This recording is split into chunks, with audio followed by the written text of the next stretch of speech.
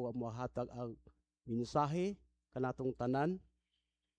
Manginaot ko kanatong mga ministers nga bukas ang atong tanang katibukan ang atong hunahunong kasing-kasing diha sa pagpaminaw base sa pulo sa ebanghelyo ni Kabuntagon.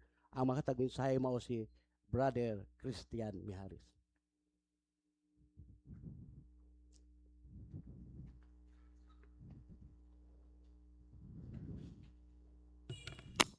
Once again, good morning.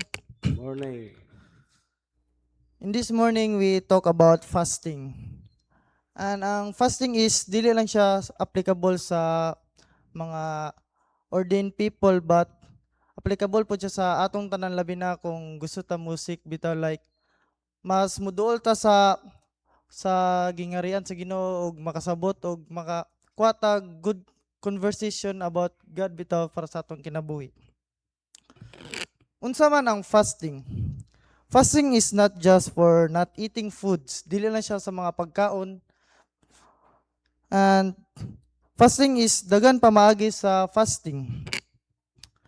Fasting is a spiritual discipline of voluntarily abstaining from food, games, gadget, or mga uban pa nga atong ginabuhat samot na sa kanang makadistract or makahilayo sa ato sa gingarian sa Ginoo. Ang fasting is dili na mao kanang karon nga adlaw is wa kay kaon or wala kay kaon pang lunch. Dayon pagkaon nga gabi is na magkaon ning gadayon kay kuan kanang nanay sudan. So dili na siya, tas imong giunaw na is kani kay sa udto is mag-fasting ko. So dili na siya mao ang fasting, like very wrong di ka na nga ginabuhat sa nato og wala dili ko exempted na. Fasting should have a main reason to do it, like nakay purpose bitaw, like nganong nag-fasting ka o nganong imo ning ginabuhat. Kay ang fasting is dili siya kana bitang joke ra sa atong kinabuhi, kay kung mag-fasting ta is mag-commit man ta og sacrifice sa atong life. Og ang uban aron nga mag-fasting kay magsabay uso ra nagamo na sa ato dire, like kay atong kauban sa simbahan is nag-fasting man siya, so nakabantay ta, so mag-fasting pud ta pod. Like dili na siya maayo sa atong kinabuhi, kay ang fasting again is sacrifice na sa atong kinabuhi. The best reason why we fast is to have more time with God. In Matthew 4:4, man shall not live on bread alone, but on every word that comes from the mouth of God. So, word of God is also important of our lives. Dili lang ang atong physical ang need nga magkaon, napunta spiritual nga need magkaon. Like ang uban sa ato is kanang labi na sa gawa sa simbahan or layo sa word of God is pagtanaw nimo sa ila is kanang murag tag healthy kay sila bitaw. Healthy like dako sila lawas, sakto kay ila, dili sila malnourished. Pero ilang kalag is kuan bitaw, like kanang wala sila, di sila kakuha kayo sa mga word of God ba, like dili na mapakaon nila mga spiritual bitaw. Og as a Christian is need na to murag i-balance bitaw, like ang atong physical is kailangan magkaon og atong spiritual pod is kailangan pod siya magkaon. Like we need to go church good, like dili na to awaton ng uban nga as long as nga kana ilang gingon nga walay simba-simba pero nagsalig sa Ginoo. Very wrong jud kana siya gyud, kay ang as a Christian is kailangan gyud nato moadtog simbahan, kay ang simbahan mo ang ospital bitaw, like sa atong mga sinner. Kay wala man gibuhat ang Ginoo nga perfect diri sa kalibutan. Unsaon pag-fasting nga mas muduol kas Ginoo? Set a clear purpose, dili ta magsabay-sabay sa uso. Cleanse your heart. Walaon na to sa atong kasing-kasing ang di pagpasaylo. Sa nakasala nato, ang hatred sa atong kasing-kasing, atong walaon, ang mga kasubo. Ay no nga lisod buhaton labi na ang pagpasaylo. Dali ra magpasaylo apan lisod ang tinuray nga pagpasaylo. In short, wala na to nga atong pride sa atong kasing-kasing, kaya ang pride is dili nato na siya batasan kundi sa atong kontra like nga si Lucifer. Choose a type of fast. Replace mealtime and scripture.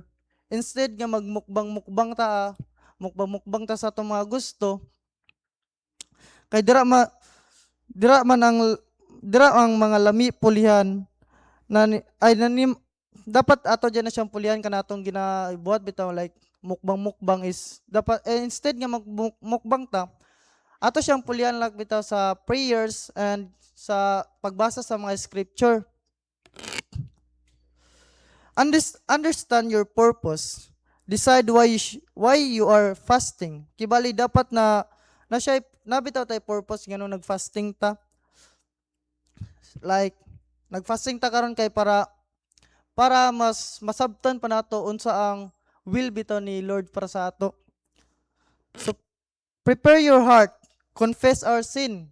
Labi na kanang confession is gamay ra sa ato ang mag-confess kay mahadlok lagi. Di na ta mag-ulaw-ulaw anang confession kay ang confession is very powerful bitaw sa atong kinabuhi labi na kay nata sa kuan kanang worldly things bitaw. Ang kalibutan is dagan jud kay temptasyon sa atong kinabuhi para malayo ta sa Ginoo. Ang uban na to is dili ta makabantay sa temptasyon sa Ginoo pero wala ta kabalo nga na tempt na bitaw ta. So ang confession is very powerful gud og very need sa atong kinabuhi. Og di na ta mahadlok na ng confession nga basig isaba ni Father or unsa pa na isigila na ichika-chika labi na mahubog. Basig magchika si Father ba. Pero ato na siyang walaon nga mindset sa atong kinabuhi kay ang confession is nasa ila bitaw like dili nila pwede isaba kay kung isaba nila is pwede man sila matanggal bitaw sa pagkapari. Og ang confession po is di ta mabalaka kay ang kanang atong gikumpisalan kay dili man na nila kanang sige na dalon sa ilang kinabuhi kay madugang naman na silang problema atong problema kibali madugang na silang problema ba so ilara nang limtan og ilara na yatag sa Ginoo. And choose the type and duration of fast. Full water only, partial specific food, intermittent time based. Like kung mag-fast ta is like natay kuan bitaw like kanang dani nga time is pwede ta mag 1 meal lang or kung gabi lang ta magkaon or udto. Dapat sa atong pag-fasting is kailangan ta kana bitong seryoso ba like dili ta walay cheat day ba kung sa gym pa lang walay cheat day bitaw like kung legs mag-cheat ta pero kung fasting like wala tay cheat day sa fasting kay again mag-commit man ta og sacrifice atong kinabuhi kung mag-fasting ta. Plan practical details. Schedule imong fasting kung when ka mag-pray or drink or eat baka stay hydrated and keep the practice private so it between you and God. Not in public or maggubot nga lugar like saba nga makadisturbo sa ato. Kung mag-pray ta is dili ta dito sa crowded nga place bitaw. Pwede ka panta mag-set og kanailang gingon nga kanang kadlawon kay quiet time lagi. So kuan na siya kanang good idea sa mga ga-fasting bitaw. Ako personally dili jud ko ga-fasting kay di pa na ako kaya siguro pero pon siguro. Replace food time with prayer and reading. Increase Bible study and prayer. Using the time you normally spend eating for spiritual nourishment. Like atong mga time bitaw o apil na ka nang mag-scroll lang bitaw ta sa atong social media. Pwede na to na siya ipulihan sa kanang pagbasa sa scripture para mas masabtan gyud nato ang gusto sa Ginoo nga mahitabo sa atong kinabuhi. Evaluate the experience. Reflect on what you learned and how God answered. Then decide whether to repeat or adjust your fasting practice.